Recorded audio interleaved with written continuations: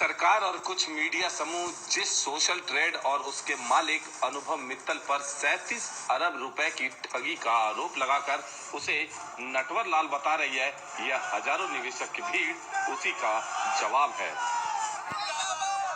Associate के पास अगर office से फोन जाता है इस चीज को वेरीफाई करने के लिए, तो ये चीज सबको पता है, सबको बताया गया है कि आपकी डिस्ट्रीब्यूटरशिप कैंसिल कर दी जाएगी।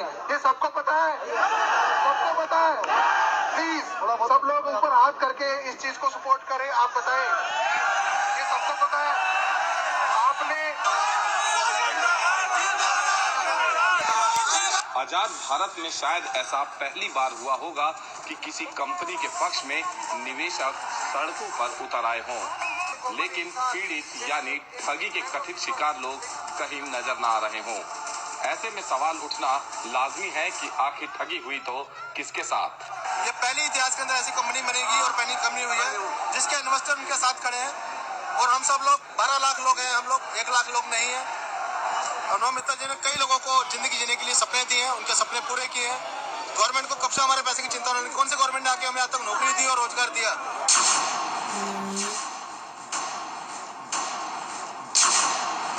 जिन 6.5 लाख निवेशकों के साथ ठगी का दावा पुलिस, एसटीएफ और चंद मीडिया मिलकर कर रही है, वे कहां हैं?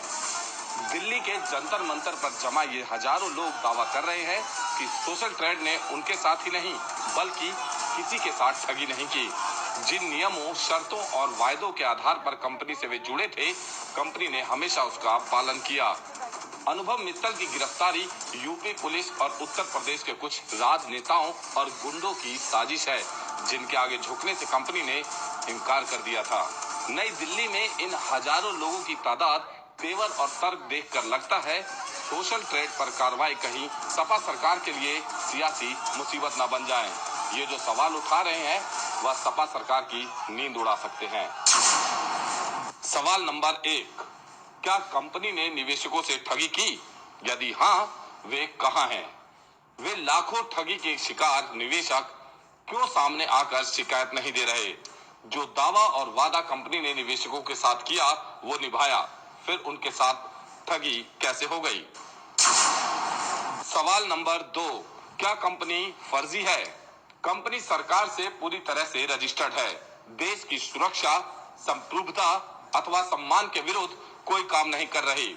सभी तरह भुगतान ऑनलाइन कर रही है, जिसमें पैन कार्ड की जरूरत होती है। सब कुछ सरकार की जानकारी में हो रहा था, तो कंपनी फर्जी कैसे हो गई? सवाल नंबर 3, क्या सरकार के साथ ठगी हुई? कंपनी सभी तरह के टैक्स दे रही है, टीडीएस सर्विस टैक्स दे रही है, तो फिर सरकार के साथ ठगी कैसे हो गई? हमने तो एनईएफटी की है, इन्होंने कैश पैसा लिया ही नहीं है। अनुभव जी कहीं पर भी दोषी नहीं है, उन्होंने कोई भी गलत काम नहीं। मैं अनुभव मित्तल के समर्थन में आई हूँ, क्योंकि ये एक घोटाला नहीं है। हमें भी 1.25 साल हो गया इसके साथ काम करते हुए। घोटाला उसको कहते हैं जब बंदा पैसे ले ले, सरकार से किसी से पैसे ले ले, उसके बाद भाग जाए। पहली बात तो भागा नहीं था, ऑफिस में था, अपनी जगह पे मौजूद था, इसकी वेबसाइट पे काम चल रहा था, और अगर पैसे नहीं भी आ रहे थे तो वहाँ से अपडेट्स आ रहे थे कि पैसे इस वजह से नहीं आ रहे हैं और इस तारीख को आपके पैसे आ जाएंगे। सोशल ट्रेड पर आरोप है कि वह पेज लाइक कराने के नाम पर ठगी कर रही थी, जबकि सोशल ट्रेड निवेशकों का कहना है कि अधिकतर निवेशक अपनी वेबसाइट, ब्लॉग अथवा अपने प्रोडक्ट को लाइक करवाते थे, ना कि अपने फेसबुक खातों को। मैं दिल्ली से आया हूँ, मेरी सोशल ट्रेड में आईडी लगाई गई है। मैंने कोई आईडी पैसा कमाने के लिए नहीं लगाई है, मेरा अपना एक ऑनलाइन बिजनेस है, उसको प्रमोट करने के लिए मैंने आईडी लगाई गई है। और उन्होंने हमें ये नहीं कहा था हम आपको पैसा देंगे, उन्होंने ये बोला हम आपकी सोशल ट्रेड साइट को ऊपर लेकर आएंगे इसके अंदर। और अनुभव मित्तल ने हमसे कोई गलत नहीं किया। लाख परिवारों को अनुभव मित्तल जी ने रोजगार दिया है और 10 लाख परिवार उसके साथ है। इन निवेशकों का कहना है कि यदि कंपनी एक क्लिक के बदले 5 रुपए निवेशक को दे रही थी तो लाखों लोगों को रोजगार दे रही थी, तो सपा सरकार के पेट में दर्द क्यों हुआ? यदि कहीं कुछ गलत लग भी रहा था तो गिरफ्तारी से पहले पूरी जांच होनी चाहिए थी, जो नहीं हुई। यूपी पुलिस ने अपने ही विभाग के एक कर्मचारी को शिकायतकर्ता बनाकर कार्रवाई कर डाली और कंपनी के खिलाफ साजिश रची। 1.5 साल से कंपनी चल रही थी, तो 1.5 साल से से क्यों नहीं आवाज उठाई गई? एकदम इलेक्शन से पहले क्यों एकदम आवाज उठाई गई और एसटीएफ की टीम ने आके 2 दिन में एकदम बंद कर दिया? क्या चाहती है अखिलेश सरकार? एक तरफ सरकार सब कुछ डिजिटल कर देने का ढोल पीट रही है, तो वहीं डिजिटल माध्यम से सेवाओं अथवा उत्पाद का प्रचार करने वाले कारोबार करने वालों को हतोत्साहित कर रही है।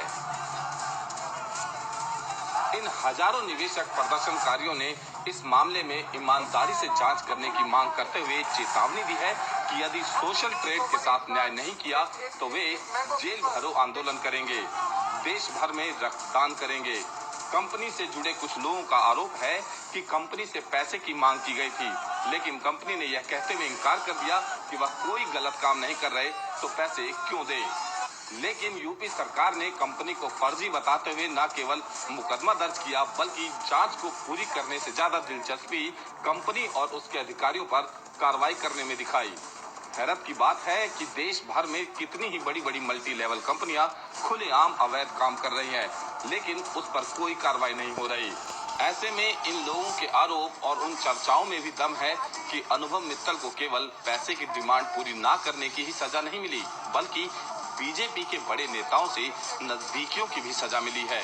दिल्ली दर्पण टीवी ब्यूरो रिपोर्ट।